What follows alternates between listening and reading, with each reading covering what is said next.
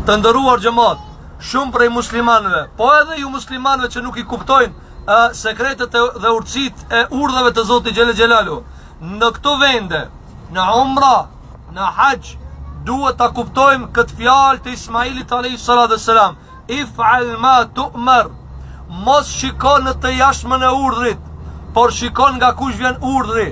Mos thuj pse unë duhet sillem rreth shtëpisë atëherë, dhe pse duhet në këtë formë, dhe pse duhet me veshun e ihramin dhe me u zhvesh nga rrobat e zakonshme. Mos thuj pse unë duhet me vrapu në Safa dhe Merwa. Mirë po thuje fjalën e Ismailit alayhis salam, i cili po i thon te babës vet, 7 vjeçar voglush i vogël, i cili ishte rrit pa prind. Babën e kishte pas në Palestinë. Po kur erdhi i tha, po të shë në andër me të prej o djali jem. Çka i tha Ismail alayhis salam? Ja mësoj krejt ummetit Muhammedit alayhis salam, semi'na wa ata'na, dëgjuam dhe u bindëm, dëgjuam dhe respektuam, pra ju dërzuam urdhit Allahu subhanahu wa taala. Të nderuar xhamat, qëllimi dhe urtësia dhe objektivi më i lartë i umrës është që umrëgjiu të del if'al ma tu'mar, se të gjiduni insha Allahu minas sabirin. I tha o baba jem, bëje atë të cilën të është urdhruar. Andaj o musliman dhe oj muslimane, bëje atë që je urdhruar, dhe tjetra është e Zotit. E jotja është bindja, e jotja është dorëzimi, e jotja është bërja e farzit, e jotja është disiplina, ndërkohë që Allahut është përgjigje e lutjes dhe ati takon pjesa tjetër. Andaj, mos t'i filozofojmë urdhat e Zotit, mos t'i çmontojmë me mendjet tona dhe të hulumtojmë se pse Zoti e ka lënë këta dhe ata.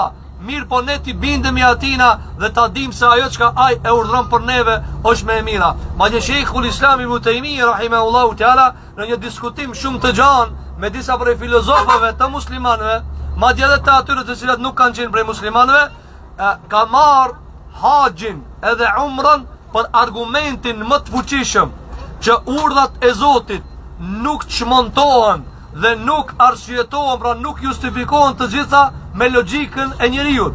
Argument se as kush prej njerëzve, as një hoxh, madje as pejgamber të Zotit alayhis salam nuk kanë pas mundësi që të shpjegojnë logjikisht tavafin, Safa, Merwa, Arafatin, Muzdelifen, Minan, Xhemaratët.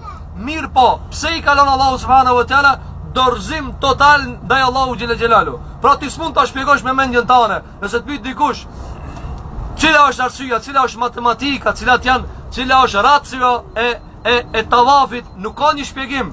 Mirë po, që shtot Ebu Hamid el-Ghazali rahimahullahu taala, në urdhat që s'ka shpjegime logjike, shpirti arrin knacin më të lartë.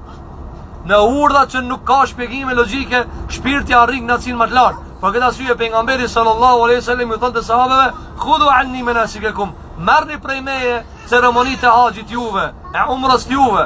Për këtë arsye i tha Allahu subhanahu wa taala Ibrahimit alayhi salatu wassalam, "Idh qala lahu rabbuhu aslim", qala aslamtu li rabbil alamin. I tha Allahu subhanahu wa taala Ibrahimit alayhi salatu wassalam, "Aslim", dorzohu. Ne kemi ardhur të ndërum xhamat këtu mu dorëzue. Ne kemi ardhur për t'ju bindë Allahu subhanahu wa taala. Ata çka tha Ibrahimi, "Aslamtu", unë u dërzova lillahi rabbil alamin, tha unë u dërzova Allahut, vetëm Allahut, Zotit të botrave. Për këtë arsye thot Allahu subhanahu wa taala, "Idh ibtala Ibrahima rabbuhu bi kalimatin fa atammahunna", edhe ai të gjitha i plotsoi. Ai e bëri haxhin, ai e bëri umrën, ai i tha Allahu subhanahu wa taala, "Rabbana waj'alna muslimain laka wa min dhurriyyatina ummatan muslimatan laka wa arina manasikana wa tub alayna innaka antat tawwabur rahim." Tha o Zoti jon, bëjëm mua bashkë me djalin tëm Ismailin musliman, megjithse ishin pejgamber, e lutnin Allahun t'jenë musliman. Tha dhe familjen time, pasardhësit e mi bëj musliman. Edhe ti o musliman që ke ardhur në këto vende të bekume, lutu për veti t'jesh musliman, lutu për familjen tënde le t'jenë musliman, po lutu edhe për nipat dhe pasardhësit që do të vinë pas teje, që edhe ata t'jenë musliman. Pastaj tha Ibrahim alayhis salam, wa arina manasikana. Vini re të ndërum xhamat. Adhurimet vijnë prej Zotit, ne nuk shpikim adhurime. Popujt e ndryshëm të botës kanë përparuar shumë, mirë po nuk kanë arrit për t'i zbërthyje dhe për t'i gjetë cilat janë metodat e sakta të adhurimit. Kemi shumë popuj në botë që kanë arrit teknologji dhe kanë racio dhe kanë inteligencë të lartë, mirë po vazhdojnë adhurimin e viçave, e adhurimin e putave dhe idhujve, madje në Indi adhurohen 20.000 minj. Pra mi e kuptoni, e kundërta apo hasmi i macës. I adhurojnë 20.000 minj në Indi, zyrtarisht. Dhe kjo argument është për degradimin e njeriut kur ai e lën urdhin Allahu subhanahu wa taala. Edhe dhe Allahu xhelal në Kur'an, inni ja'iluka lin-nasi imama. Pra unë do të bëj ty imam për gjithë njerëzimin. Ti o Ibrahim do kime qenë imam për gjithë njerëzimin. Dhe nuk ka musliman që vjen në këto vende, që bën hajj edhe umra, vetëm se duhet ta kujton Ibrahim a.s. Madje na dhe namaz nuk e harrojmë Ibrahim a.s. A nuk qojmë të shahud, pas të shahudit, salavatëm i pejgamberit a.s. dhe çfarë thonë?